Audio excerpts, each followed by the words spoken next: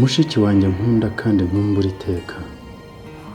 Ibinyacumi by'imyaka yabaye byinshi tuvuyemo ubwo abicanyi bakwivuganaga muri jenoside yakorewe abatutsi mu mwaka w'1994 mu kwezi kwa Mata.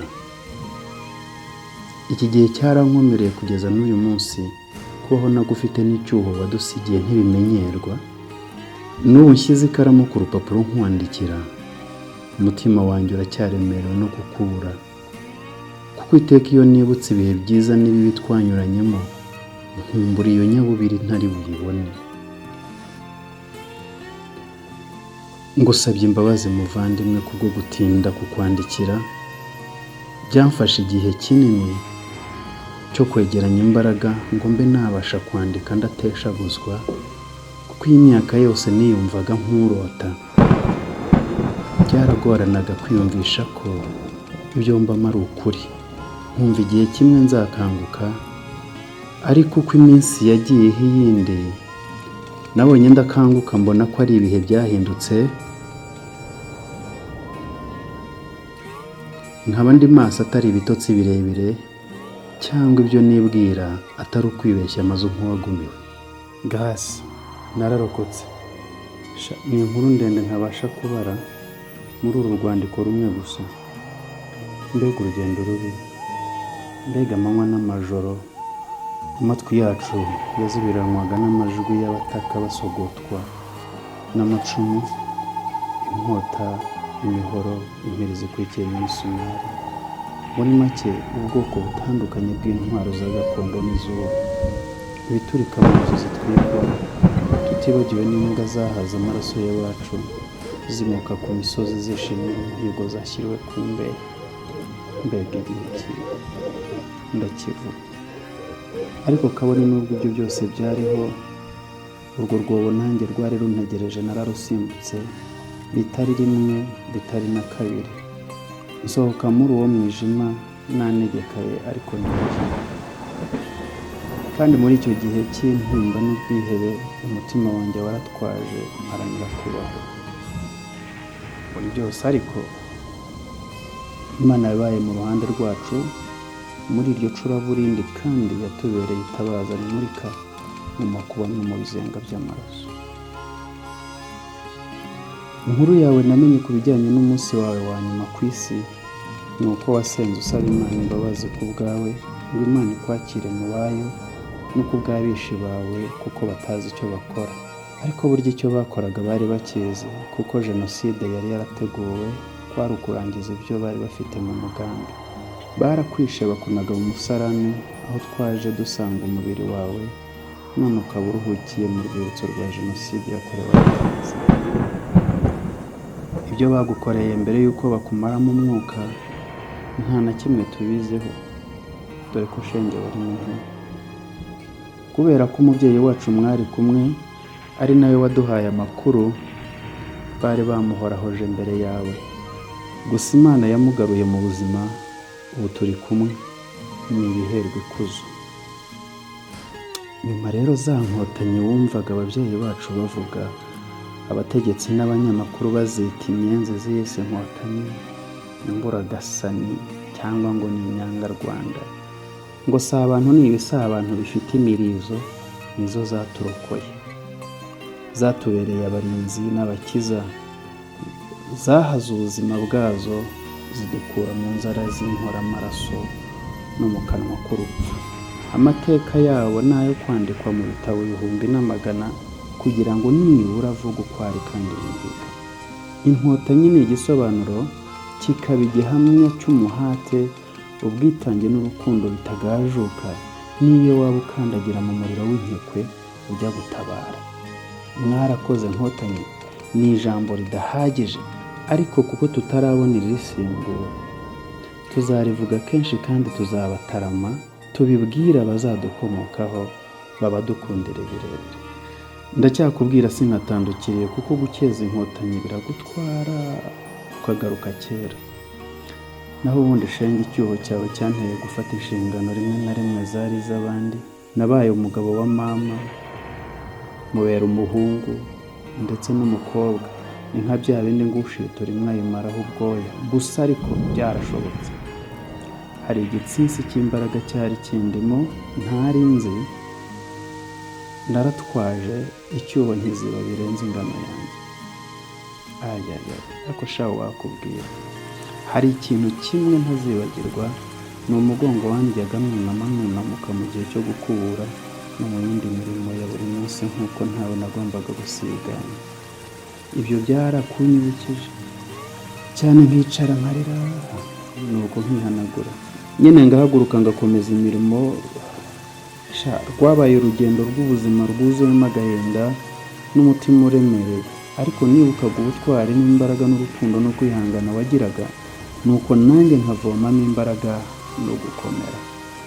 Yego warigendeye, ariko icyakubwira, ibaze ko ya miryango twari duturanye hafi ya yose yazimye. Mike niyo yarokoye nk'umwe nawe w'igisenzegeri. Noneho bifata ubishyire ku gihugu cyose. Imfubyi n'abapfakazi bari benshi, nabo barahungabanye, kandi amashusho ya Sekibi adasiba kubazerera ubwonko. Ibaze nawe nk'abapfakazi bibazaga aho bahera ngo basa n'ubuzima butagira ababo, nta n'uwo kubashyigikira, ni ishyano gusa. Gukiza ibikomere byafashe igihe ndetse bizafata ikindi, kuko bimwe biracyari bibisi kubera ko tubyibuka nk'ibyabaye ejo, kabone n'ubwo haciyeho igihe kingana gutya. Isenyuka ryatewe na Jenoside yakorewe Abatutsi ryarenze kurimbura ubuzima bw'abantu, ahubwo rigera no ku gihugu muri rusange. Ibikorwa remezo nk'amashuri n'amavuriro, wenda tuvuze ibyo gusa, byarasenyutse bijya hasi. Insengero bazitsemberamo Abatutsi, zari zuzuye imirambo, inda n'inkongoro bikoreramo ubusabane.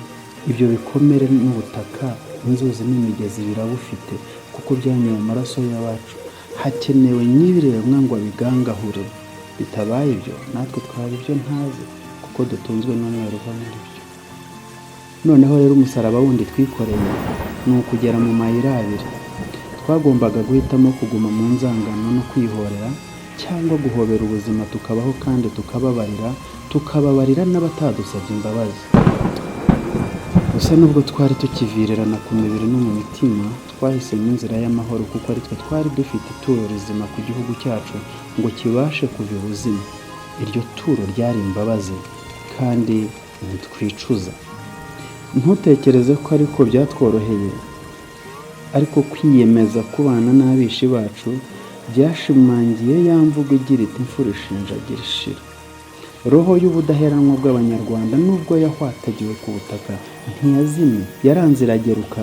Twarongeye tujya hamwe mu ntego imwe yo gusigasira ubumwe bwacu no kwiyubakira igihugu tugikuye mu muyonga, ngo tugihe isura nziza kitigeze kugira. Mu mwuka umwe twaharaniye ko inzozi zaba impamo, byarabaye kandi bizakomeza kuba. U Rwanda rwacu ruyobowe n'abayobozi bafite icyerekezo kandi bareba kure. Rwarahindutse mu buryo bukomeye kugeza ubu. Twubakiye ku budaheranwa no kwiyemeza kutagereranywa.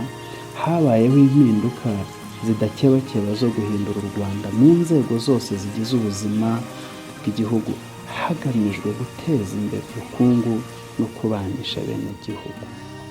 Uyu munsi u Rwanda rwabaye bandebereho mu budaheranwa.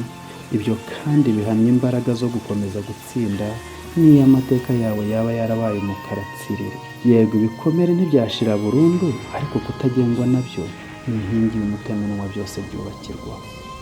Humura iwacu ntitwazimye. Ubwoga kandi natangiye kukubwira uko mbayeho. Byose sinabirangiza, ariko kimwe muri byo, burya nanyuze muri ubwo buzima bwose, ariko ndakura. Narize amashuri, gusa nyine kwiga ntibirangira. Naje kubona akazi, mbayeho rwose bitari bibi. Narashyingiwe, ndicungura, nuko umuryango uraguka. Humura turahari. Ubu ufite muramukazi wawe, ukagira abisengeneza. Abo nibo zingiro ry'umunezero wanjye. Bampaye kongera gucya mu ruhanga. Banyibukije ko no mu mwijima w'icuraburindi urukundo ruri hejuru ya byose. Ubu rero noneho ihurizo nsigaranye ntabwo rizi.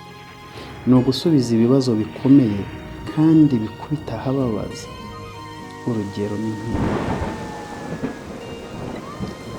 ese natwe dufite ba data wacu? Ese dufite ba marume? Mama wacu abahe? Na ba masenge se nabo batuye kure? None se ko abandi bana babafite? Abacu bagiye he? Kuki tutagira ababyara bacu? Ese izo nkovu zo ku mubiri zatewe n'iki? Ninde wagukomerekeje? Yabikoreye iki? Ibi bibazo byose n'ibindi byinshi ntavuze bigomba gusubizwa twitonze kugira ngo utangize umwana akiri muto agakurira mu nzangano kuko atari umurage w'iwacu. Buri munsi ndatwarana, atari ukubaho gusa ibi bisanzwe, ahubwo kugira ngo mbeho neza n'abanjye, bityo ntange umusanzu ku cyanyibarutse kandi mparanire ko icyubahiro cy'umuryango gisugira no kubahisha abatuvuyemo tukibakeneye, kandi igihe cyari kigeze ngo dushimishwe no gususuruka bazanaga mu muryango. Ikindi gikomeye ni ukuguhesha icyubahiro kandi ngushimishe wowe mushiki wanjye nabuze ngo atwarwe igice kinini cy'ubuzima. Nkwibuka uko umutima uteye, wari urenze kuba umuvandimwe twarahuzaga, wari inshuti yanjye magara, hari n'aho wanganaga mwana. Ndahari rero kandi ntugire impungenge, ndi amahoro. Mu ibaruwa itaha nzagusangiza ibindi byinshi iby'uru rugendo rw'ubuzima, ibyiza n'ibibi nanyuzemo, imihigo nagiye nesa n'aho nakuye imbaraga, n'ibindi bivi byananiye kusa kuko nabyo birahari. Ruhukira mu mahoro kugeza twongeye kubonana nshuti, kandi umenye ko ugikunzwe birebire ngufite ku mutima. Ngusezeranije kuzahora nsura aho uruhukiye, nkuzaniye umutima wanjye n'indabyo, kandi sinzatezuka. Uwawe mu rukundo rwinshi,